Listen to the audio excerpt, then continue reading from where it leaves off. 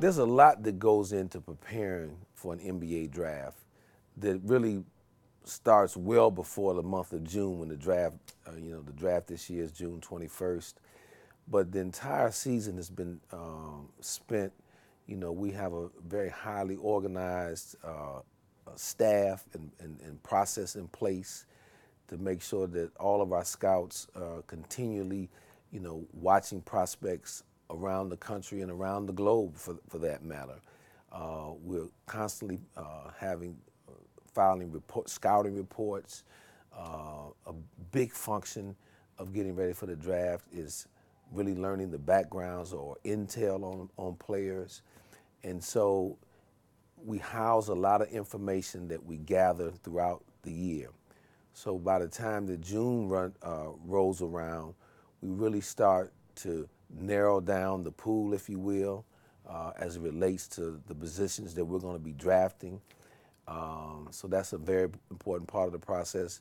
Now a lot of the prospects will be coming in to work out for us. It will allow us to further get to know the player a lot better, not just on the court, but off the court. We'll get a chance to go to dinners and spend time and learn more about the person, which is very valuable to us because one of the things that's going to be important to as we build this team is the character of the player and the makeup of the player. And you will learn a lot of that as these individuals come in to work out for us leading up to the draft on the 21st. You have to look at each prospect and evaluate him based on the particular circumstance that he's in. Now, is it a good thing when you can see a young man who's playing at a high level, his team is, competing for his conference championship, or he's competing, deep into the NCAA tournament? You can and you rightfully should weigh some of that, and as it relates to how impactful this prospect is toward the winning. I think the more players that you can have on your roster who are used to winning, they tend to understand the sacrifices necessary that it takes to be a winning team. But, being unselfish, being a defensive-minded player, understanding that the game and the team is bigger than his individual goals. So yeah, that's important from that perspective. But we also don't want to penalize, let's say, a prospect who's very talented, who may be playing at a smaller school or be playing at even a bigger school whose surrounding talent is not as good, and just write him off because he's not, competing for the national championship or competing for the conference championship, because there's other factors that are involved. So again, it really gets down to really understanding, analyzing the environment that prospect is playing in, and then weighting it accordingly. With the one and dones, you're getting 19-year-old kids often that have shown a skill, a talent, an athleticism that you are projecting out 3, 4, 5 years down the line that this guy could become a certain level of player in the NBA. And, with the, part of our process, part of our toolbox is analytics. So, age, sometimes the younger age can weight stronger in an evaluation of a player. Now, with all that being said, I think it's a little bit unfair to a number of the guys who have been in college 3, 4 years to just write them off and don't think that they can become very good NBA players, because we've seen that they can. And I think that what you see a lot of times in the draft, what happens is guys that get drafted maybe later in the first round or even early in the second round over the last number of years have been the college guys who've played 3, 4 years, but they've come in and played and contributed for teams because they're more experienced, not only as basketball players, but they have matured more as young people. They've been through more adverse situations during their college days, so they're more prepared both mentally and physically to come in and contribute right away.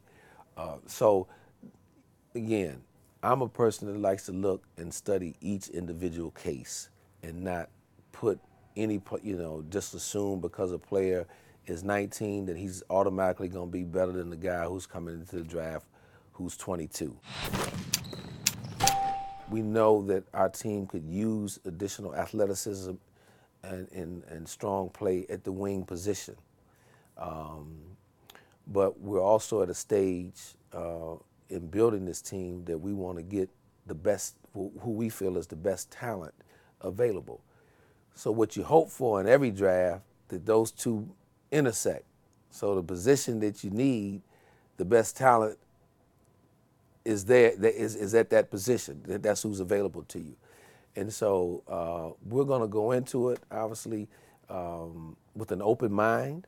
And we do think in this draft there are wing players who will be in contention for that pick, but there's also guys at the other pick, whether it be guards or big people, that could end up showing up at the 9th pick as well, that you have to consider. So the important part of our process will be in terms of how we tier and rank these players, so that we have a clear view on how we see them from a talent perspective, regardless of the position, and then we just got to follow our process, stick to our guns, and draft who we think is the very best player for us at that time.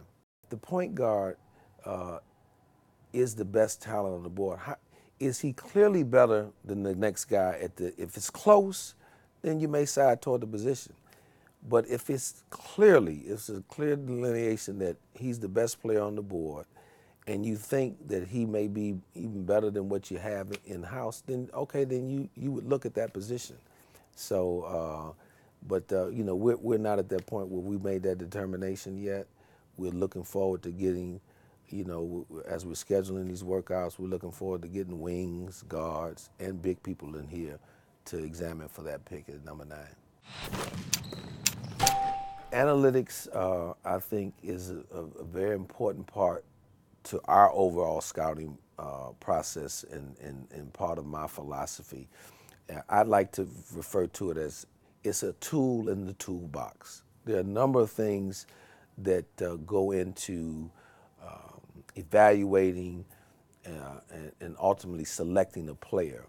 And the use of analytics is one of those important tools. I think it helps round your process out. It helps check your gut reaction and what your eyes see from time to time, because sometimes you may believe you're seeing one thing, and then you go to the analytics and you check on a player's performance, and a lot of times they will match one another, but there will be times that they don't match. And so what I think it forces you to do, to go back and reevaluate and study again, either from a plus or negative side, to what you think about a particular player. So I think it's a very important part of what we do. Is very much ingrained in our process, if you will, here with the Knicks, and it's something that, again, for me personally, that I continue to grow in this area, and I think we have the guys that work in our department here to really oversee our analytics. They do a tremendous job in preparing us and developing draft models and things of that nature, and not just the draft, just whether it's helping prepare for trades and free agency, and all parts of what we do, it's an important component. When you talk about social media and technology of today, that's how the majority of the young people that you're evaluating, that's how they express themselves and that's how they communicate. That is part of your intel collection background. And again, that is very important to us. So yes, we're very aware of what guys are doing with their various Twitter and Instagram handles, and because it gives you an insight to who the person is or who he wants to project himself as, and I think it's very important. You learn a lot when you study that, and it's information that's available, and I think it's a smart tool, and I think most teams in the NBA are pretty aware of it and follow it to varying degrees.